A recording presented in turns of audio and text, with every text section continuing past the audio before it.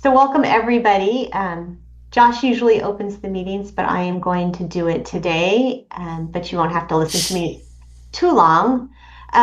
Welcome back to the expert sessions. This is one of the things that we do with the Economic Development Finance Working Group. And before many of you came on, Omar and I were just talking about the library that we have started to develop with all these sort of different funding resources, which is really quite valuable. So if you forget that we have it, we do have on the Redwood Region Rise page all of these expert sessions from the past. So when you're ready to learn about opportunity zones or tax and criminal financing or how to fund tribal projects or how to work with philanthropy, you could go there and look for it. Um, Today, we're really excited to talk about capital absorption framework, which is not the first time we've talked about it here in Humboldt. We have had Omar, who I'll introduce in a second, with us at one of our summits in Mendocino. He's come up, so some of you might be familiar with him. But now that we've really gotten into the work of California Jobs First and our pre-development pipeline building, and you will, I think, really start to feel about and understand how this work relates to what we're doing and how a lot of it we're doing without even knowing officially what it's called. So this is our first session this year, and we are going to talk about, again, capital absorption framework, which is an approach for increasing the flow of investment into local and regional priorities. And it is framework and an approach to get flow into areas that are generally and often undercapitalized, which is us, often under capacity, which is us. And so we'll learn what does it really take to attract and deploy and sustain capital in a way that creates long-term impact. And with that, I want to introduce from the founding organization of Center for Community Investment, Omar Carrillo Tinajero. Is that, did I say your name Yeah. right? He is going to introduce it, share about how it's been used in different communities. Some of them have been urban. Hopefully, we'll have some good rural examples, lessons learned, practical insights, and hopefully, we'll have some conversation about some things that we're doing and how does that specifically fit into what we're doing so that we could make our fundings, bring in more funding and have our projects come all the way to fruition. So with that, Omar, I'm just going to let you jump right on in. All right. Well, thanks for that introduction, Susan, and I'm super excited to be with you all again. And as much as I'm excited to share the capital absorption framework, I'm also eager to hear about the great progress I hear you're all making with the RISE initiative, and especially since I was with you all a few years ago. Um, so with that, I'll get started here. I'll share some slides. Um, and just to give you a little bit more context about the Center for Community Investment, who we are, what we do. We were founded in 2017. Our vision is that all communities have the resources that they need and the capacity to collectively shape their future. And so, really, we see our role as supporting move from isolated work, both in places as well as across the country. So moving from, kind of what you see on your left, maybe some great examples, bright spots to collective flourishing efforts and a bright ecosystem that delivers for all of our communities the kinds of infrastructure and resources that we all want and need. And before I move into the capital absorption framework, I want to just spend some time talking about what we mean by community investment. And what we mean by community investment, or when I throw this term around, it comes from this notion that we want to and we need to, in the current way our economy is organized, to use investments to achieve social ends. The scale of transformation that we need in our communities and our regions just simply can't be achieved through grants or policy alone. And this is probably not shocking news to any of you who are on this call today. But just to provide some context about, what we mean when we say investment, we really are creating a difference between spending and investment.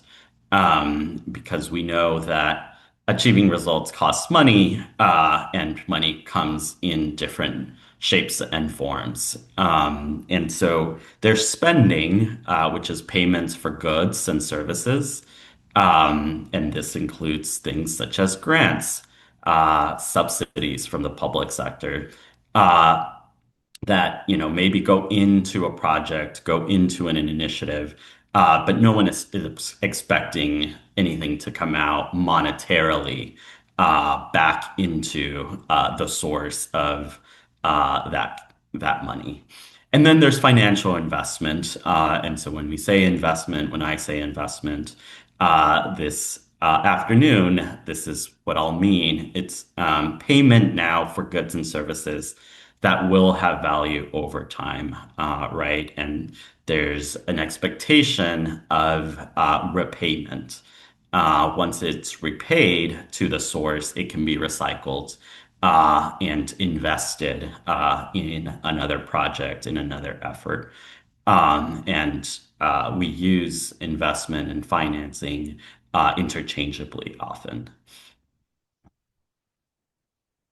So why use investment to achieve social ends? And we could potentially uh, fund everything with grants, and that would be great. Except currently, again, the way we're structured makes it pretty difficult to do that. We also just want, and because of that, we want to save precious grant dollars for things that can't be funded with investment strategies. And so by tapping into investment strategies, we have other ways to solve the problems that we care about.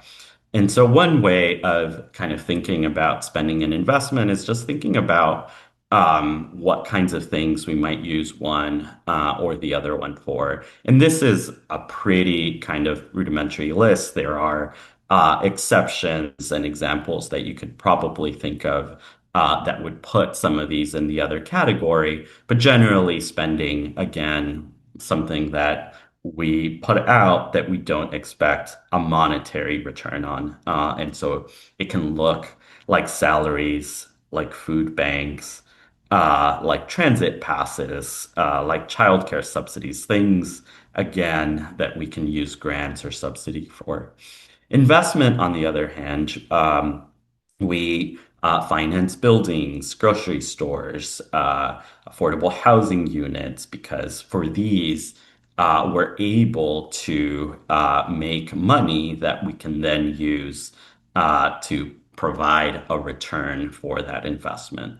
If we loan to small businesses, there's a way that business is then conceivably going to make money. That means they have a way of paying it back. Um, Transit system build outs, there's passenger fees, etc. So that's just to, again, kind of put maybe too fine of a point on it, but really thinking about investment as something very concrete that has monetary return, and not as, investing in our children's future the way we may colloquially use the term. So, from this notion that we're going to use investment to achieve social ends comes this system, if you will, of community investment. And again, if you're in this room, you're probably part of this community investment system because we're all in this because we're trying to do what conventional markets can or won't do. And we use the metaphor of we're trying to make money flow uphill. Traditional investment flows to easiest and most profitable uses. The path of least resistance, like water, it flows down to the projects, the deals where there's a guarantee of a return where the risk is low. And so those of us involved in community investment are trying to get capital to these underserved places, these projects that would otherwise not get investment from traditional places. And so it's a little bit like we're all involved in creating an irrigation system to move that water uphill. And so that's what we mean by the community investment system. So this then leads us to the question of when is investment an option?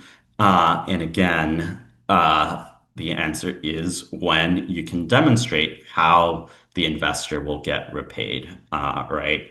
And so some examples in our day-to-day life is buying a house with mortgage, paying for college with student loans. For those, we can get a loan because we can make a case that we're going to be able to pay it off in some way. Um, and so, in this way, just to kind of round out this introduction to what investment is, the original sum, which is called the principal, plus a return is expected, right? And so you can think of interest with bank loans, capital gains with real estate or stocks, or savings and avoided costs with tax credit. And repayment, again, can come from cash flows that are produced, so a rental property, toll roads for transportation systems, or other sources like improved earning potential, for example, with student loans. So there's some way that an investor is confident or has some sense that they're going to be able to get their principal and likely a return back. So as we think about what goes into the investment system, we think about when investment is an option in this way. And so then going back to community investment and getting money to flow uphill, um, the premise of this is based on the notion that different kinds of investors have different risk and return expectations. And so you see at the bottom of this slide a spectrum of financial return. And from left to right, you see it going from investors who think of impact as their primary goal, all the way to the right, where an investor might think of financial return as primary. And so the way the current community investment system works is by bringing these different kinds of investors or investments together and blending them to make projects happen. And as you can see, all the way on the left, you may have grants that may come from philanthropy, for example. You have forgivable loans that may come from philanthropy or a public sector entity. You may have capital where you're expected to only pay the principal all the way to sub-market return, which you may get from a community development financial institution to a full market rate loan that you might get from a bank or a risk-adjusted market rate loan, where really it is about um, uh, thinking much more about the expectation and managing risk by, for example, increasing interest rates. Um, and so, again, investment and financing tools come in different forms. So there's debt, and we're all familiar with debt. It's what we often think of when we think of financing. And so that's like taking out a car loan in our day-to-day life. There's equity. And so that's like making a down payment where then you own a part of the asset. And then there's a guarantee, which is a kind of credit enhancement. And we'll talk about credit enhancements more in a little bit. But the community investment system that we're talking about here really thinks about how to use this tool of guarantees to make projects happen that might ordinarily not happen. And so in our personal day-to-day life, we can think about this as co-signing a loan, which is a kind of guarantee. So what is credit enhancement? This this tool that makes some projects possible. Um, in simple terms, it's a tool that reduces the risk to the investor, right? And it's used to encourage or secure the investment. And they come in different shapes and forms, but really it's about assuring the investor that risk is going to be mitigated and that the investment that they put in is going to be guaranteed to be paid back in some way. And so you may have loan loss reserves, subordinated debt, guarantees, collateral. And in the community investment system, we see the use of credit enhancement a lot when, for example, an organization has a limited repayment track record. It's a new organization, it's a new business, and so they can't show the investor that they're good on their ability to pay for the loan with whatever business they're trying to start. If there's uncertainty about the business, the venture, or uncertainty about how much business they will be able to generate, you might bring in again a credit enhancement. Um, if there's a risk that is perceived, like a subsidy risk, it might, come out of the deal. And the investor fears that you might use a credit enhancement, or it's a new investment area. The investor has not invested in this area. They're curious, but they need assurance. And so, again, different ways of thinking about this really useful tool that is employed in community investment to get investors to feel more comfortable, uh, lending to a project. Because of this, and all of these ways that we have of making projects work, we've gotten really smart.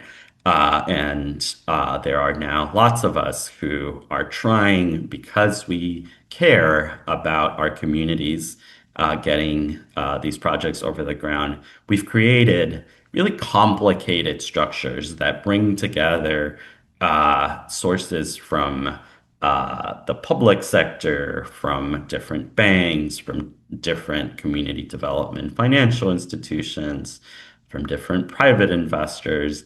And we end up with projects that are very complicated, right? So this is an example of a new market tax credit deal, which delivered great results for that project. But it was a huge undertaking for all involved. And so we end up with our community investment system that we have now feeling like a heroic quest. Every project, because of all the complexities involved in getting to the finish line, in bringing the public sector actors that you need, in bringing the different lenders to provide capital with different expectations of return, with different risk tolerance. Uh, every project, every deal, not only takes a lot of time, but takes a lot of effort, maybe a lot of lawyer fees. And so we often think about how community investment can feel like a heroic quest. And so here you have Odysseus on a heroic quest, making the many different stops that it takes along the journey with different battle wounds and stories to tell about what it took to get this subsidy and that loan to make a project happen. And so that brings us to the capital absorption framework. And so before I go to the capital absorption framework, I just want to make sure that there aren't any questions just about the basics of what we're talking about here with the community investment system and what we mean by that. I think feel free to jump in. It looks like I don't see anybody jumping in. All right. Awesome. So, heroic quest takes a lot to get to a project. And so what we know is that making money flow uphill then takes a system because as for all the reasons that I just talked about a little bit. Um, and it can sometimes feel like we're trying to deliver water with a pail, with a bucket, instead of really having the system that it takes to do it.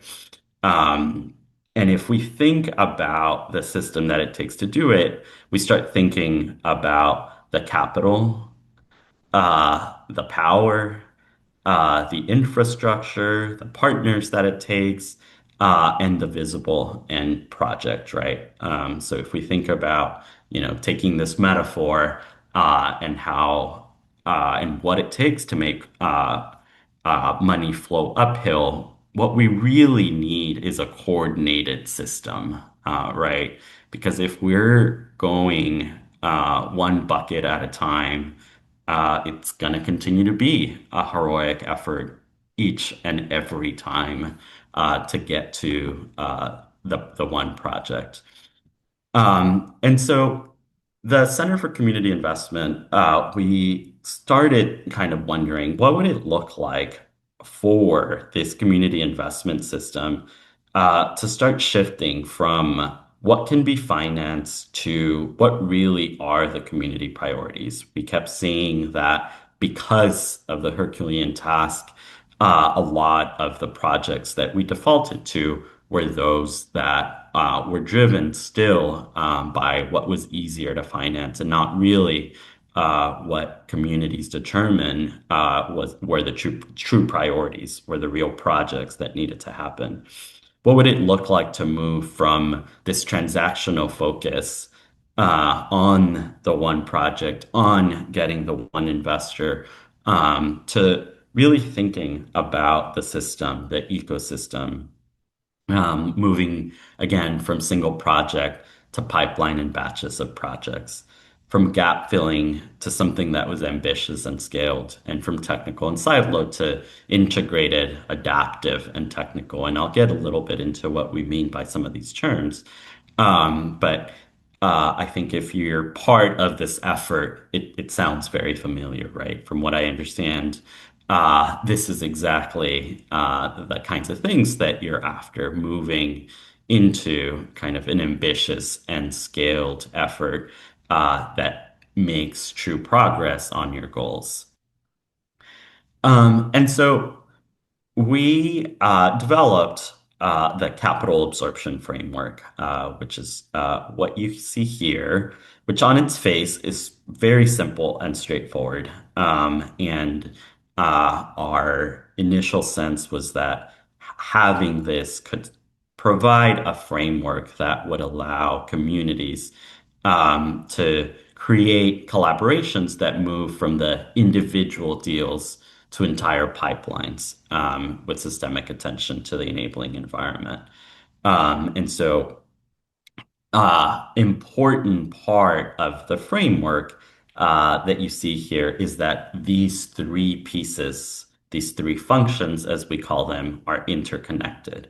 You have a shared priority that has a pipeline of projects that is actually connected to that shared priority.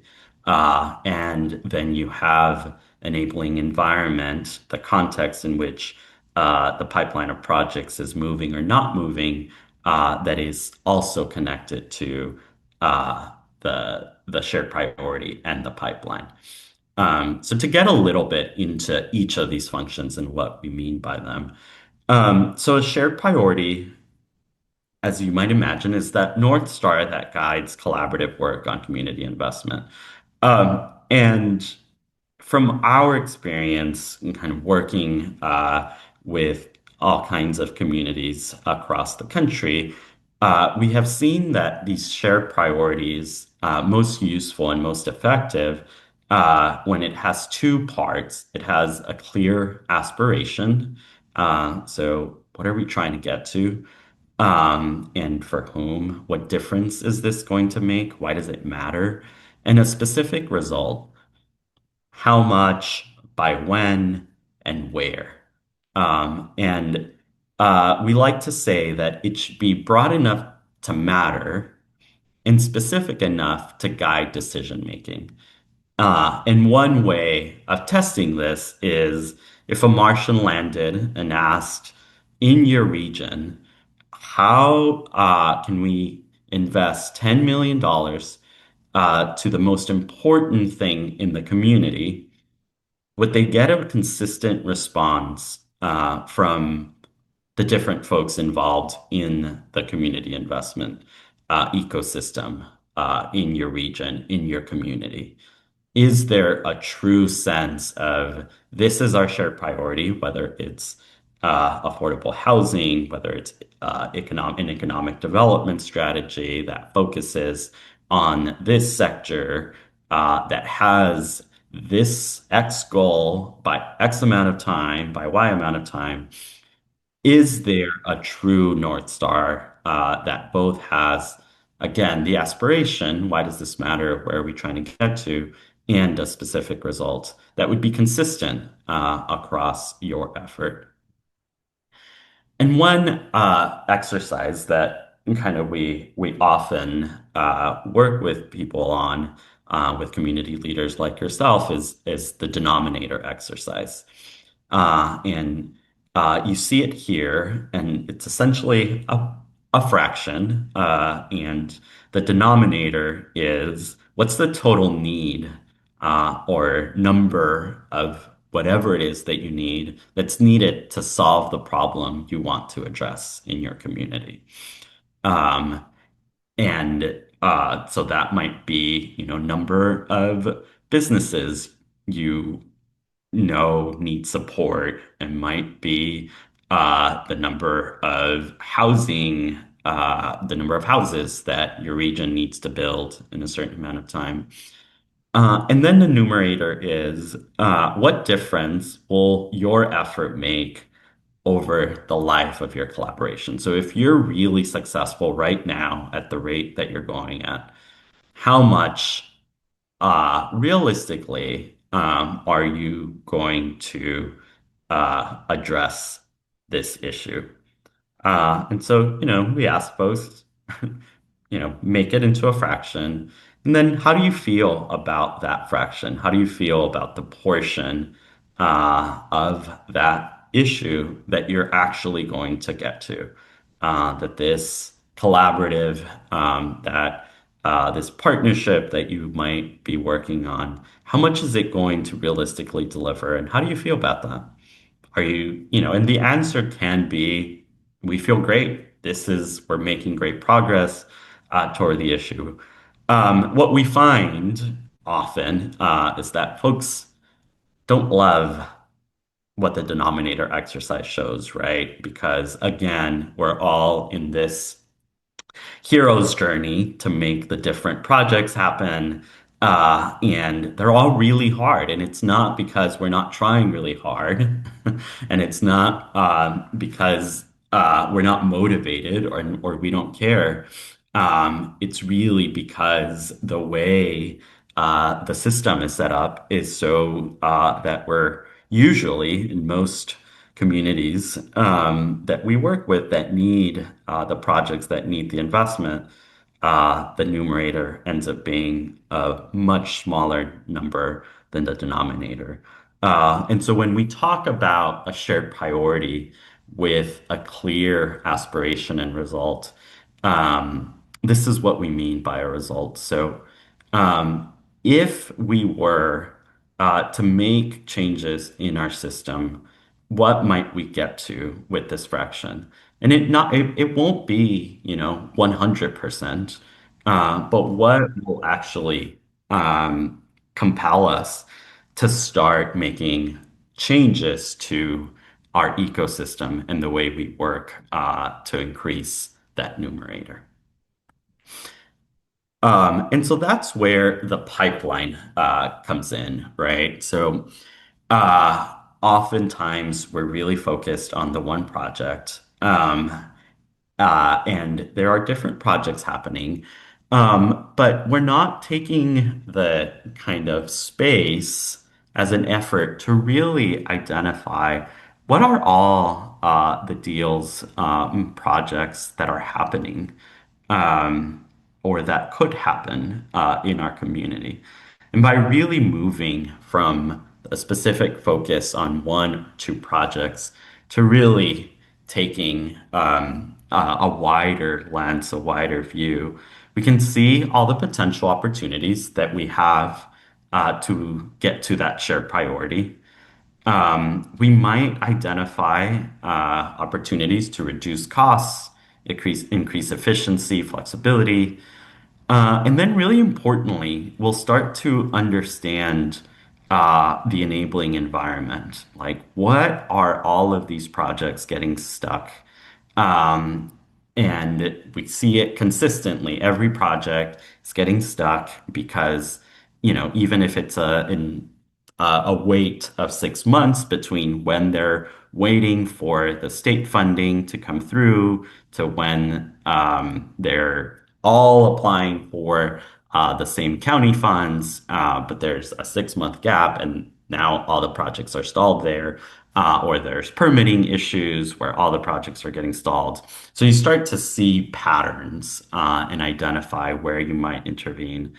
And then also, you might start attracting and aligning more and different stakeholders who have now an interest in not the one singular project on the corner of Main and Six, which might be a really important project, but might have an interest in the broader city, the broader community, the broader region. And so get stakeholders, potentially investors, by expanding the pipeline. And so part of working at a pipeline level instead of at a project level allows you to then kind of step up and really analyze the different steps of the projects in a pipeline. And so we often have communities really understand, is the issue that there aren't enough spotters, for example, who are spotting the opportunities in a community, or that they're not connected to those who are framing projects, which is where you might determine how resources should be used in the context of the shared priority. Or there's a problem that's coming up every time you're packaging the deal. It's hard to gain site control. It's hard to apply for public resources at whichever level. Um, it's hard to obtain zoning variances. Every project needs a zoning variance in your pipeline. And so you start seeing that pattern. Um, or maybe you get all the way there and you don't have the needed capacities in your ecosystem to structure and underwrite projects. And you're seeing that that's a problem that's delaying a lot of the projects in your pipeline. And so, again, by working at a pipeline level, you start to see patterns at every step potentially of the way with these different projects. And then the last function is the enabling environment. And so um, by, identifying where you're seeing gaps as your projects and your pipeline move along, you can see where interventions might be needed in the enabling environment, which again is the context in which your pipeline is moving along. It's the context in which your shared priority is either getting fulfilled or not. And oftentimes, when we think about enabling environment, we go to policies and regulations, right? And that makes a lot of sense because policies and regulations um, influence and have a tremendous effect on how projects move or don't move in our communities. Um, and there are other elements that shape the enabling environment where you might intervene in the lift, might be easier or shorter, and you might get kind of a disproportional advancement in your pipeline of projects. And so we ask when we're working in communities for folks to consider not only policies and regulations, which is the first element that you see here, but also the six other components that are part of the enabling environment. So, adjusting institutional practices. What is happening between institutions where they might start coordinating it and making project development easier? Identifying and aligning additional funding and other resources. So, is there a way to, at a pipeline level, start thinking about additional funding resources? Can we bring our pipeline to the state because the state now cares about this regional effort, like what you're doing in your initiative, instead of one project at a time?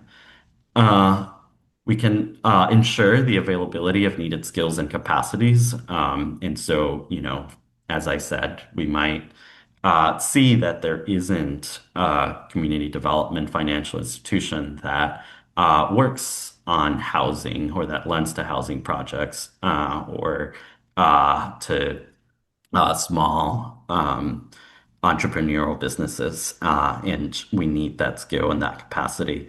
How might we develop it, or how might we import it for a time being until we develop it, and what are the strategies that we can develop to do that?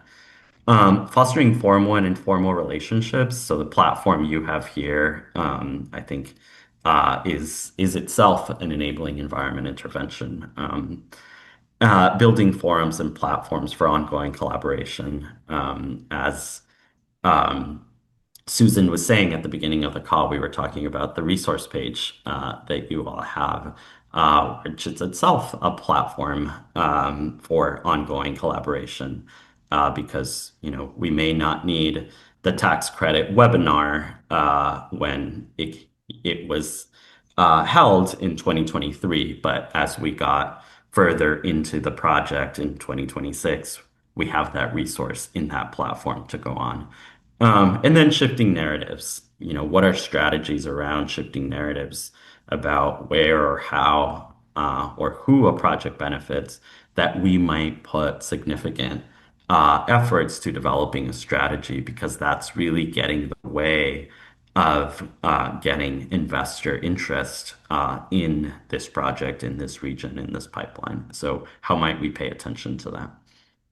And so oftentimes we find it useful to really think about how are different efforts that are happening, because I haven't been to any place where there isn't some of activity around creating a more enabling environment happening.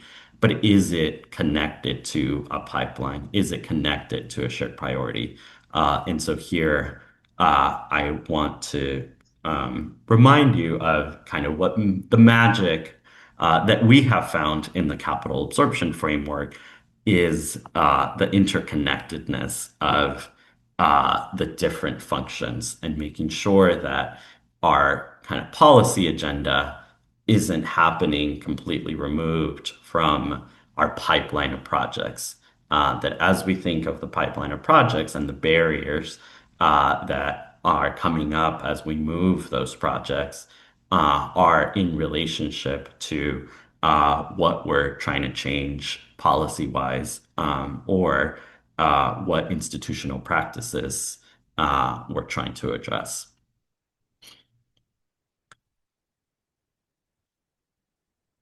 And so what that looks like is, asking a set of initial questions about each of these functions for the shared priority. An important thing is community voice organized for really about the business of delivering the kinds of projects and investment that'll make a difference to community? Are we making sure that they're part of our initiative to develop that shared priority? How are they collaborating? How are we engaging with each other? Um, are there already shared priorities in our community? Are they clear? Are they not just a laundry list of, all the things that can happen, but actually have a clear result of what we want? To what extent does this shared priority reflect the scale needed? So again, thinking about that denominator exercise. Um, and if the process is not being led by those affected, how do the priorities align with theirs? Getting back to that first question. And then in the pipeline, start asking how strong is our local capacity to move the pipeline? Do we have the different functions, the different roles that we need to advance the pipeline, developers, nonprofits, sponsors, etc.? Um, is there an identified pipeline large enough to meet the shared priority? If our shared priority is to for example, invest in, I don't know, 45 businesses. Do we have a clear pipeline of what those businesses are? If not, what does it look like to build the capacity to do that? And how might we do that? Or who is spotting where those potential businesses are? Or where those potential real estate projects might be. If you had to form a batch today, what would it be based on alignment and readiness? And by a batch, it could be, what's the first set of projects that you would move in your pipeline? Or we've also seen folks organize batches by sectors. So if you have kind of a multi-sector shared priority, do you have a first batch and what are concretely those projects that you would move? Um, and then overall, what are the projects currently in progress that actually advance that shared priority? And again, critically here is, do those projects actually relate to the shared priority? Which feels maybe like an obvious thing, but oftentimes we think, our shared priority is about one thing, and then we look around, and a lot of the projects are actually about something different. We were working with a group who decided on a shared priority around increasing home ownership in certain neighborhoods in their city. And then they looked at their pipeline for housing, and a lot of their pipeline was focused on uh, creating rental housing. So there was a significant mismatch between their shared priority and where a lot of the efforts for projects were happening. And then in the enabling environment, what does the public sector support look like or not look like? Um, does the public sector collaborate with each other? Is there a lot of are there silos between the different agencies or departments that you need to actually be aligned to advance your projects? Um, are there nonprofits or for-profit local actors that can fill certain roles that you need? How and for what goals? What are the key policies, practices, funding sources, skills, relationships, platforms? So all of those seven elements that I just talked about, paying attention to which of those are creating the biggest barriers, and what might you do about them? And the prompt here isn't let's address all of these. But really, if we look at our pipeline of projects and really at a pipeline level, think about what's getting in the way and what might help, really narrowing down to a key few of these that we might intervene in to develop an enabling environment agenda again that is really connected to what we're seeing in the pipeline. So I want to share some examples of what this has looked like in action. But before that, I do want to pause and see if there's any questions or wonderings just about the framework and kind of how this is a framework that is intended to address the community investment system as it often exists now at a transactional project-based level to really think about what it looks like to intervene at the system level.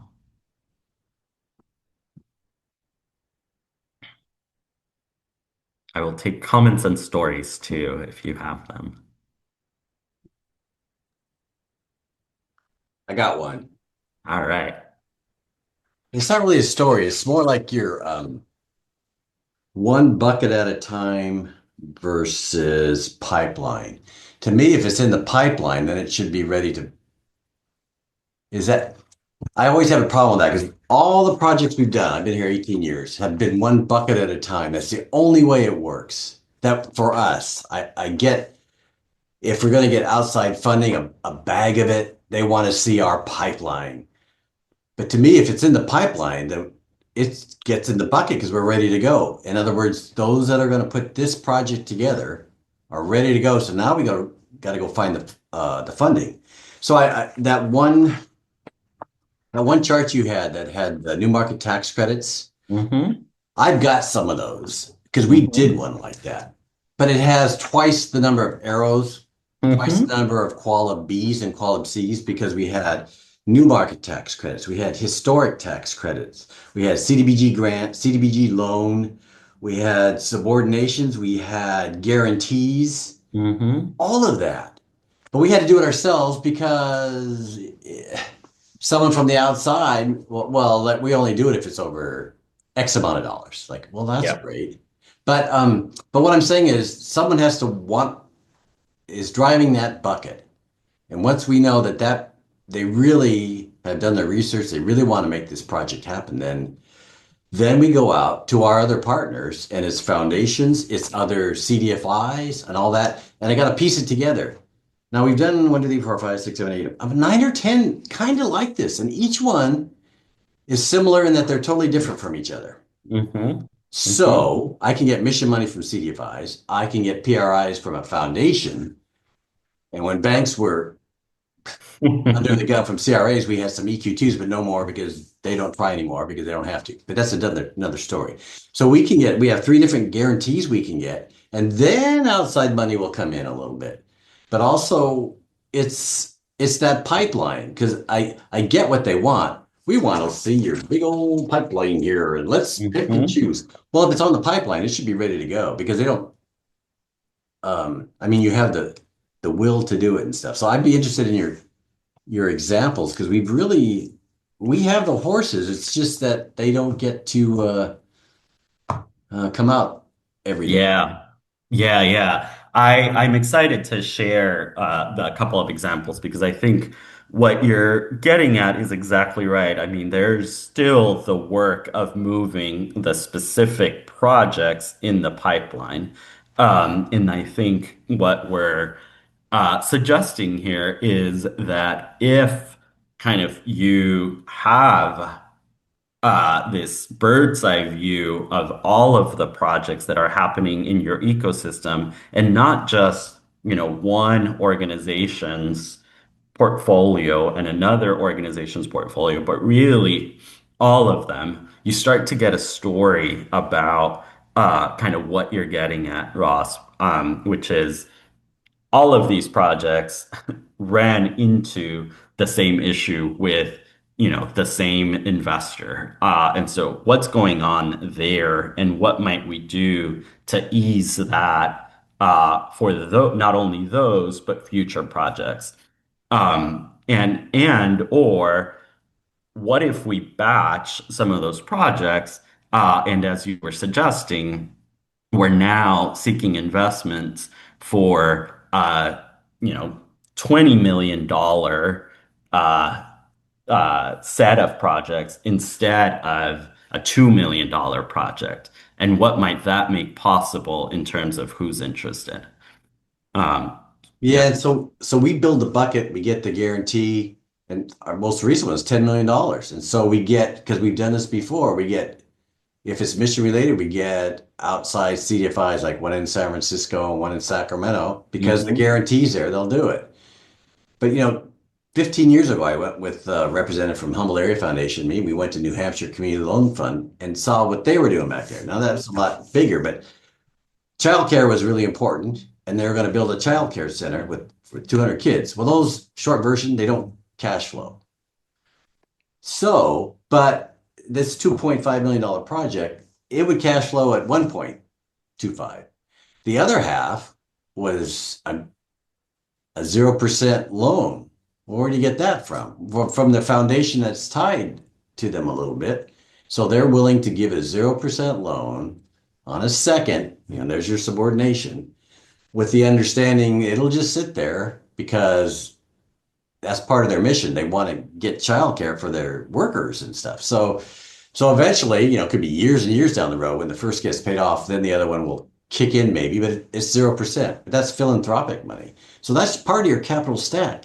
Trying to figure out how to do that here, but it's connecting all these that want to play um, Yeah. together. So Yeah, I I, I think there's the what I effort say. you're describing is exactly capital absorption. So yeah, yeah, I think that's right, Ross. Connecting those so that then you're getting the kind of leverage that you're describing. Right. Yeah, let me share a video here. I hope we can get it to work. It worked last time. Um, of what this has looked like.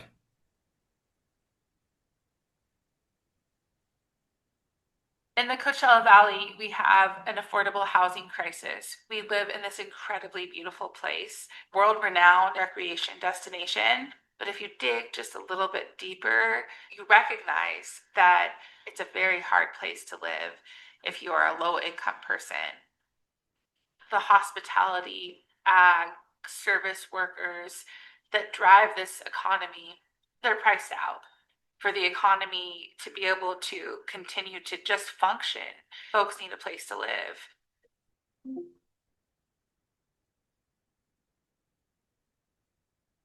When we first started to lay the foundation for what would become Live to Rise, we engaged more than 1,400 community residents to help us develop our community priorities. And overwhelmingly, folks identified housing instability as the number one obstacle to being able to have a stable life.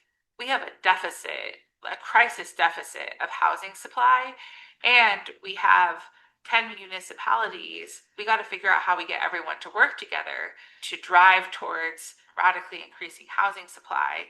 And that's what really led us to finding the Center for Community Investment and embracing the capital absorption framework.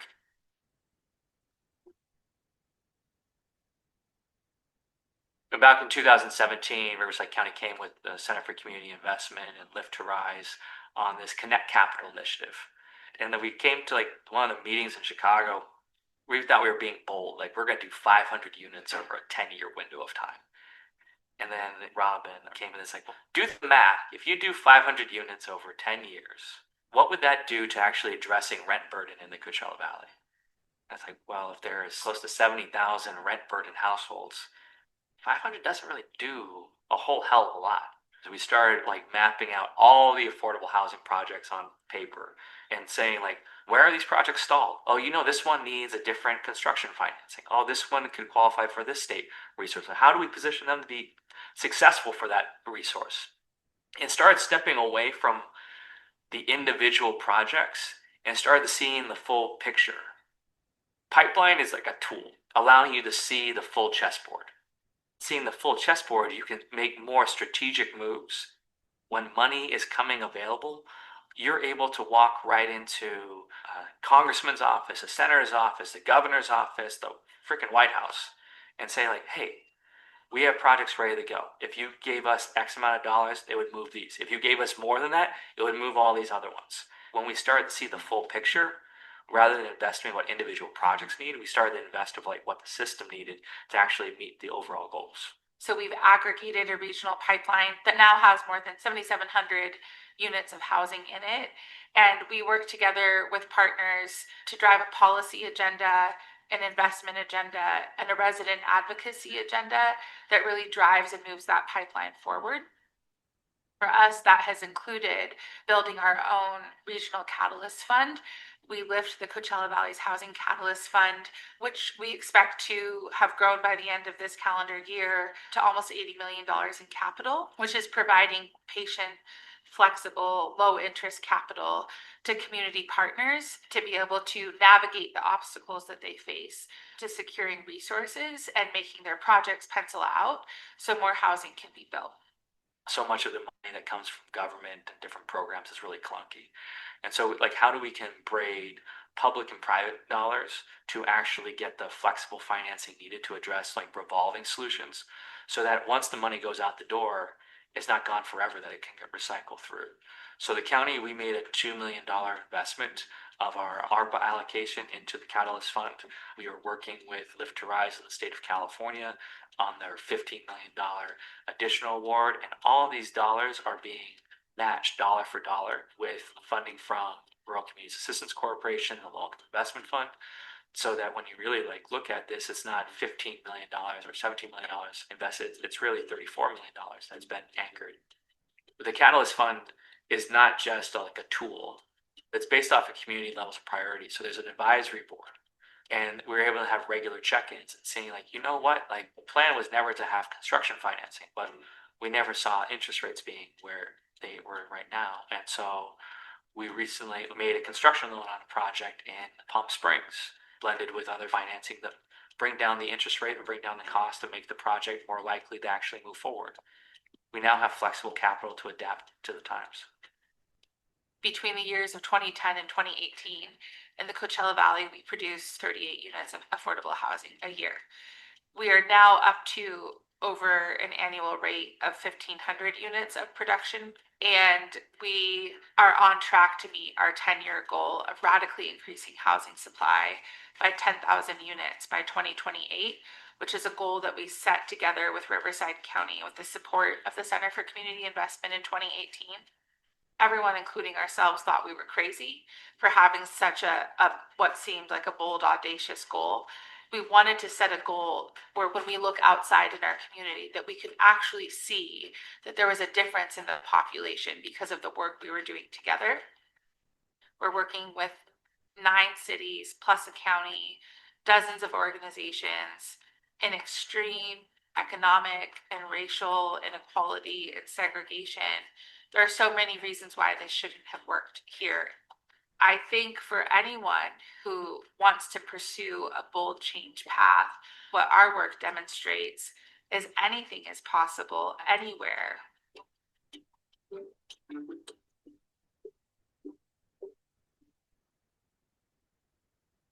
Let me ask you a quick question. What if you All right. So that is the story of the Coachella Valley. And you'll see, if I can go back to my presentation here. 1 second.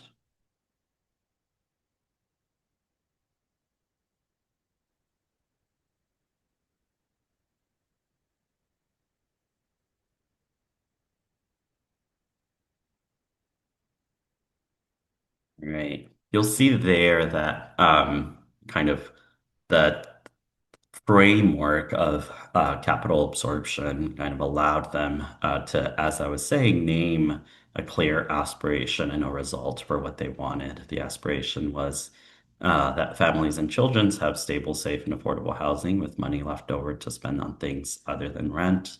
And they're going to get there with this bold result. So that's their shared priority that, as Heather mentions in the video, they got to through a lot of engagement and involvement of all kinds of residents and stakeholders in the region. And then they match that with a pipeline, which integrated the different kinds of housing across the valley into a single effort. There are 9 cities and a lot of incorporated county areas in that region with all kinds of housing needs, from mobile homes that serve rural farm workers to multifamily rental units near transit in places like Palm Spring, if you're familiar with that area. And so what they did was develop this collaborative action network where instead of having each of these discrete housing efforts kind of chugging along in their own uh, spheres, really came together to create this regional pipeline and start understanding where it was that a lot of these projects were getting stuck.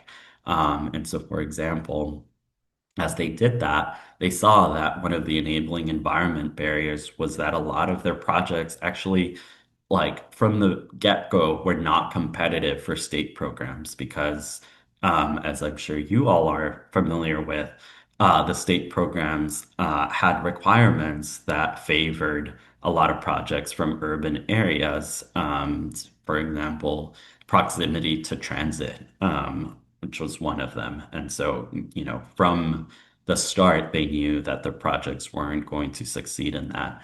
Um, and they also saw a lot of kind of different uh, barriers by city. So if I'm a developer and I'm building in the city of Coachella, I'm facing a very different process than if I'm trying to build in Palm Desert. And so kind of adjusting to those various processes is, of course, creating inefficiencies for me. And so they came together and streamlined a lot of the processes.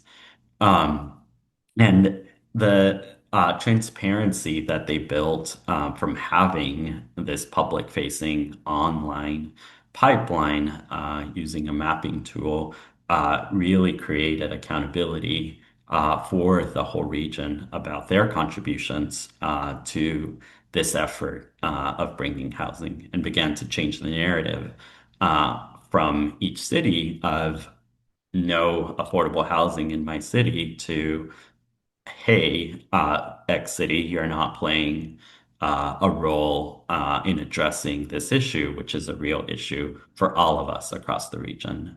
What is it going to look like to bring you in to this effort? And one of the things that they re also realized is that there was no CDFI that was really serving the region. And so they negotiated with a couple of CDFIs to do business there. And part of that did involve creating some incentives for those CDFIs to develop and gin up some business there. But now there's actually a pipeline for those CDFIs. So they're vested in the region.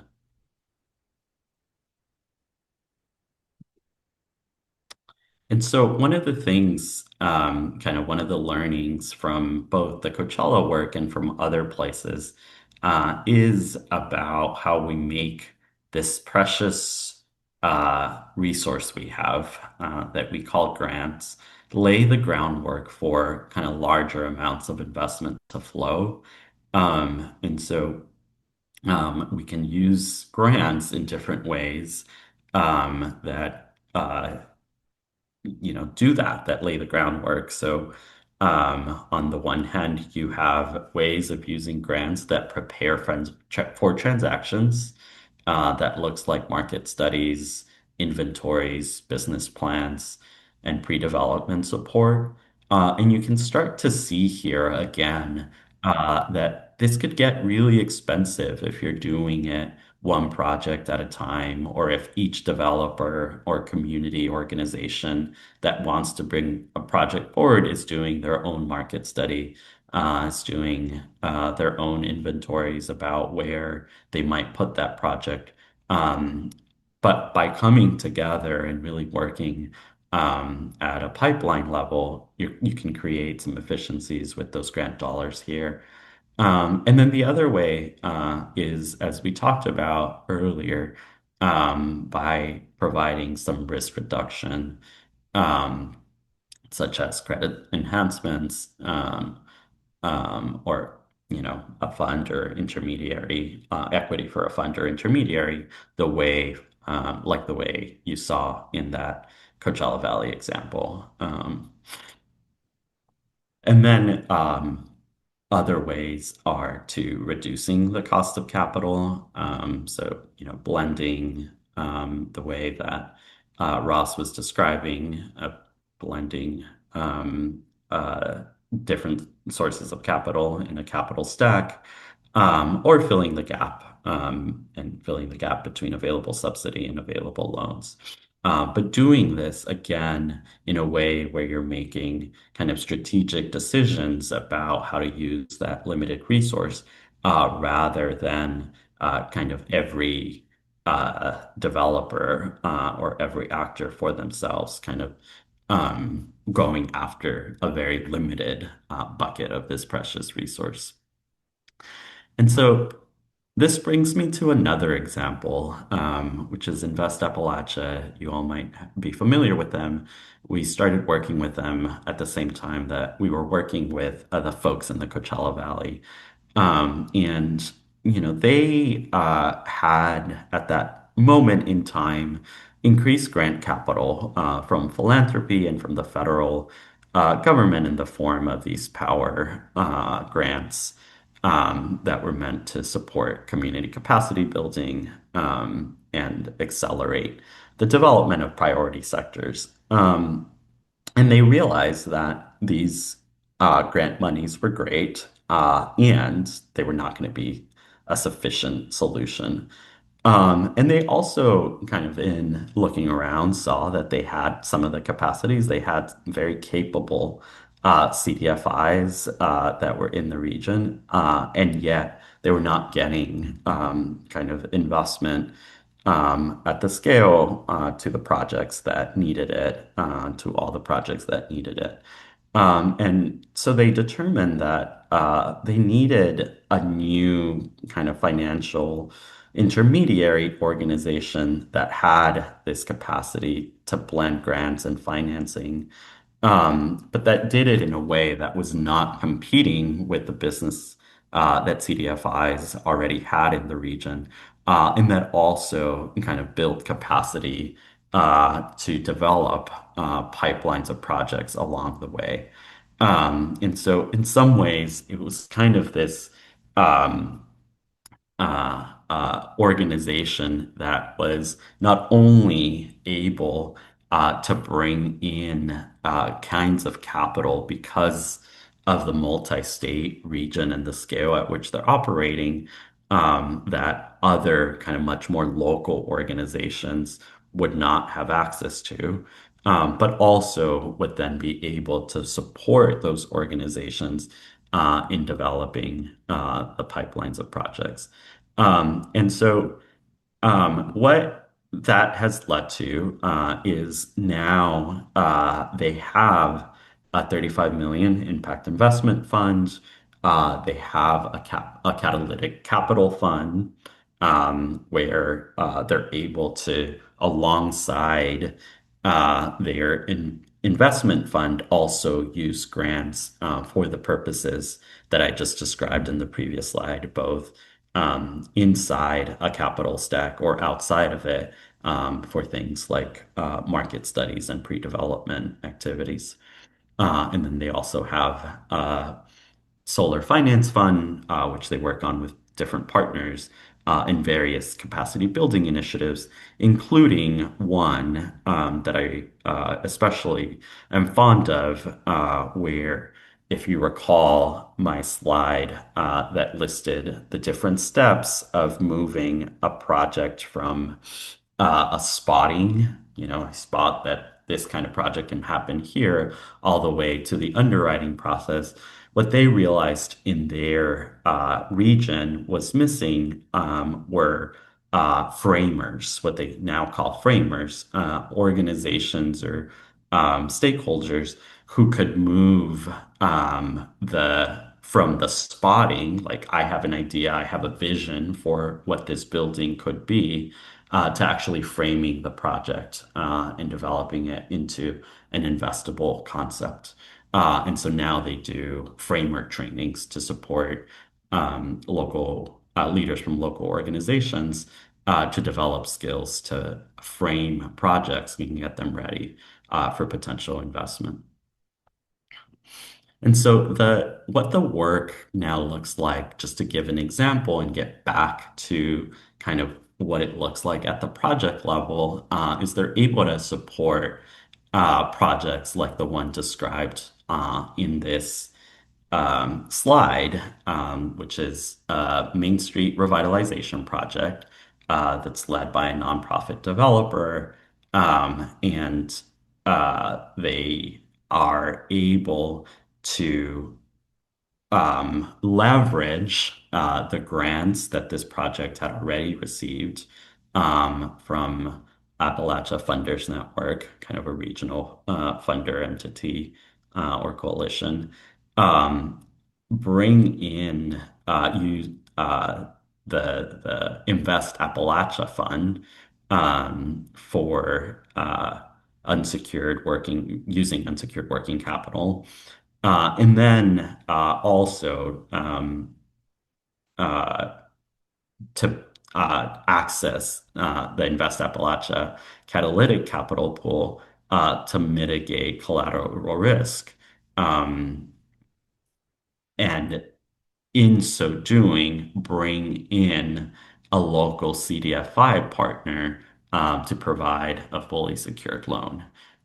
So kind of bridging between the grant money that was available, the senior real estate loan that was available from local CDFI partners, and then providing that capital that you see in blue and yellow at the center there, all supported by a loan guarantee. Um, and so it's these kinds of projects that this organization, which came to be because of the analysis that they did across their pipeline of projects in the region, and what was missing, that then led them to develop a financial intermediary, now called Invest Appalachia, that can provide this missing middle, that can go out and raise the impact investment to then support projects in the region in collaboration with the local CDFI partners.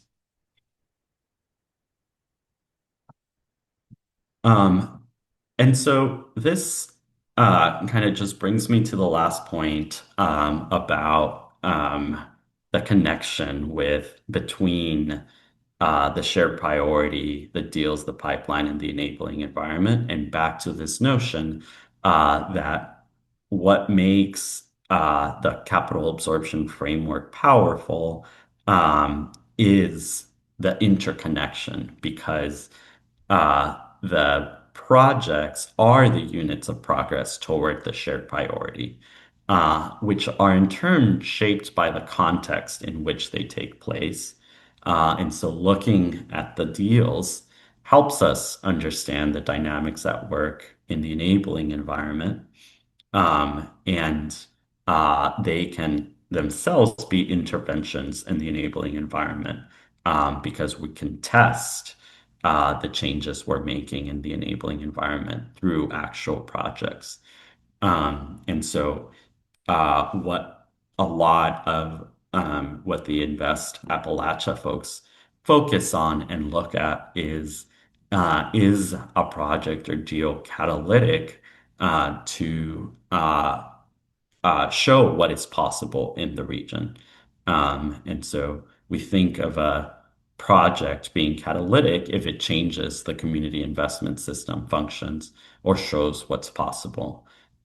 So this might be by bringing different actors into the system, either that from the region who had not been a part of the community investment system, or from outside the region, bring new types of resources into the system, involve an existing stakeholder in a new role. So, for example, um, for a while we were seeing that health systems were getting involved in making either grants or investments to different community development projects. Um, but we may see that from other sectors as well. Or they create durable new relationships, either at a new level of scale. So, for example, the partnership between the organization Lift to Rise, which sees its role as kind of operating at the pipeline level, and the county, which is supporting that from the public side, was made possible through this pipeline approach, where they're now operating in partnership at this level of holding a pipeline together. Or it could also look like developing a new type of product. So you see that, for example, with the Invest Appalachia example, where they have a new product that is going into the local projects. And in order to do that, then of course it goes back to who is in the system and how do we think about everyone who is involved playing a role, right?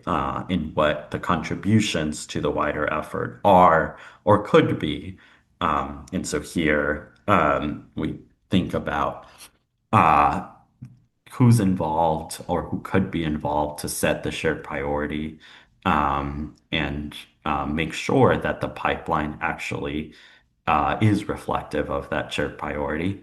And then who are the actors or stakeholders that are involved in making decisions about the enabling environment?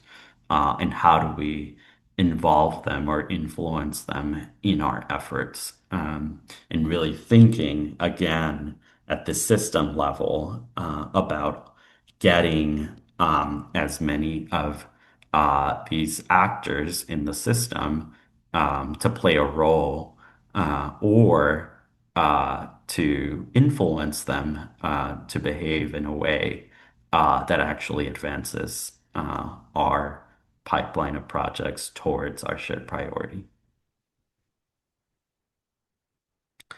So I'm going to just sum up by saying that this is uh, really tough work, but we have seen that when folks really, take the effort and become invested in operating kind of at this system level, they can drive important successes. But what it takes to do that involves several things, doing it in partnership with others, really centering equity, treating community organizations as full partners, and really thinking about their say in the projects, really uh, having accountability mechanisms, leveraging all system assets, and thinking about different ways that different stakeholders can contribute to the effort. So there isn't anything, governing why a certain organization or a certain institution needs to perform a certain function. If there isn't someone performing it in the ecosystem, what would it look like for an organization that or an institution that typically has not to take it up? Dedicated, knowledgeable staff, bringing in multiple disciplines, working adaptively, by which we mean there isn't a formula that we can employ to solve these issues. So how do we continue to learn together as partners in this work to continue to shift the strategies that we're pursuing? And as you all, I'm sure, are very familiar with, multi-year sustained commitment from dedicated partners in the work. So no magic trick, as you know, but some nuggets of things we have seen work. So that concludes. I am happy to, answer any questions now, but also feel free to send me a message. We have tons of examples, case studies, if you want to dive deeper into any of the functions and what it looks like. You can find more resources on our website, but happy to point you in the right direction if you need it. And thank you so much for your time and your engagement. I think we have a few minutes for questions. We're open. Oh, Walter has a question. Go ahead, Walter. Yeah, before I go to the website and chase myself down a rabbit hole, do you have any examples with tribal nations that exist there on stuff that you've worked on? That's a great question, Walter. We don't have examples that we have directly worked on, but we have examples of tribal nations doing, not calling it capital absorption framework, but essentially doing the kind of collaborative system work that we're talking about here. And I can point you to where those examples are in our case studies. Okay, thanks. I do have just a thought. One is this is a different conversation than we've had most of the time. We have a lot of individual skill to take on individual projects, but to back ourselves up a little bit and ask these bigger questions about, are there priorities that we could agree on? We have a big region that we're working with right now, and I do wonder about the efficacy of a huge geographic region and whether the different counties are very focused enough differently that the regional approach wouldn't work. What do you think about that? I think we've seen it work. I mean, the Invest Appalachia example is a multi-state effort with a pretty big region. And what they identified was their shared priority being economic development, and then they had key places and key regions within that larger region that they were especially interested in as they developed their strategies. But their intervention was across a bigger region and saw the need to create this entity that would support the much smaller local organizations that maybe had one or two projects in their community, but kind of didn't have the capacity to really think about this broader ecosystem. And so kind of this multi-state effort worked well in that sense. And so I think we've seen folks use the framework at a kind of multi-neighborhood level, but then we've also seen it kind of in this multi-state way. And yes, I think the shared priority will reflect that, but I think you can get to some level of clarity even with a bigger region. Okay. I was just going to mention that I think there's a few. Oh, I'm sorry, Amanda. You're. No, you go first, Ron. Well, it just had to do with kind of part what Walter's saying, because two of our biggest ones were BIA guarantees on tribal land using, and I see on your Coachella Valley slide, RCAC, which is one of our main partners that put that towards that tribal one. The other thing, and looking at the Appalachia stuff, which I have, I look at all these all across the country trying to figure out what fits. Some of the stuff fits, some doesn't. So they talked about getting outside guarantees and stuff like that. And I found some of my USA-wide CDFIs, they don't have what we have. In other words, we can get a BIA guarantee, we can get an SBA guarantee, we can get a community facility guarantee from USA. We haven't done that yet, but we have the state of California iBank guarantee. Our challenge is getting the money so I can get the guarantee. So they're getting guarantees, which we can just get it directly from iBank for those investors. So what is out there, we have available. It just has to be twisted a little bit to fit because our region's a little bit different. And the last thing was on the housing. We're part of the California Community Investment CCI group. There's 100 of us CDFIs in this state. And all of us CDFIs are different. Some are just housing. We are not housing. We haven't had the need, but we can bring outside ones in, and they have the specialized tax credit stuff. So I think we're close to something for our region, but I can't tell you exactly what it is yet.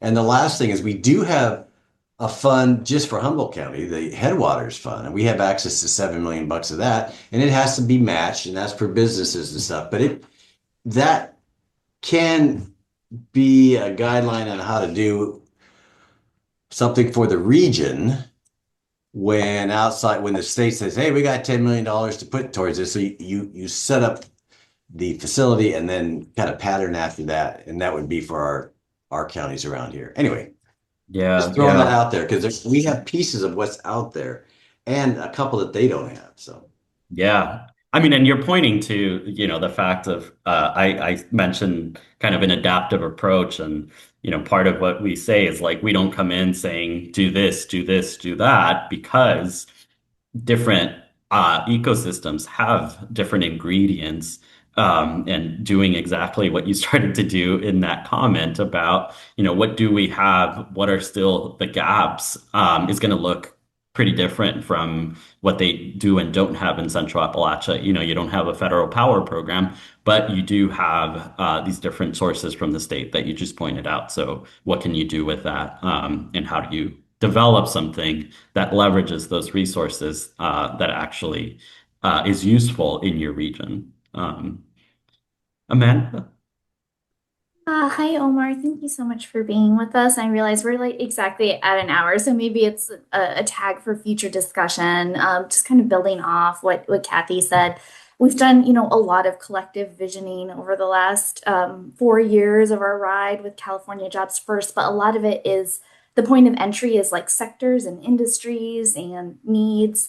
And it was a very actually not place-based kind of an initiative. So now I think, if we were to really realize the potential of using this tool, we'd have to like work back in the other direction and like get it touching actual places. So just be keen to hear sort of your thoughts on how that process could be approached at a like later date because it's 5:01. Yeah. I mean, no, the like really quick thing that I'll say is that those, even if you start at a sector level, like the projects have to land somewhere, right? And so either you're going to make decisions that you're all agreeing on where they land, or you're going to make them by default, where you're not actually coming together and being proactive about where they land. Because the same thing happens even if you start with place, then you end up which sector are we prioritizing? And so the priority really is about getting clear about, in some ways, those two things, like what is it and where, or where first. Well, thank you all so much. It was fun to share those examples. Again, feel free to reach out.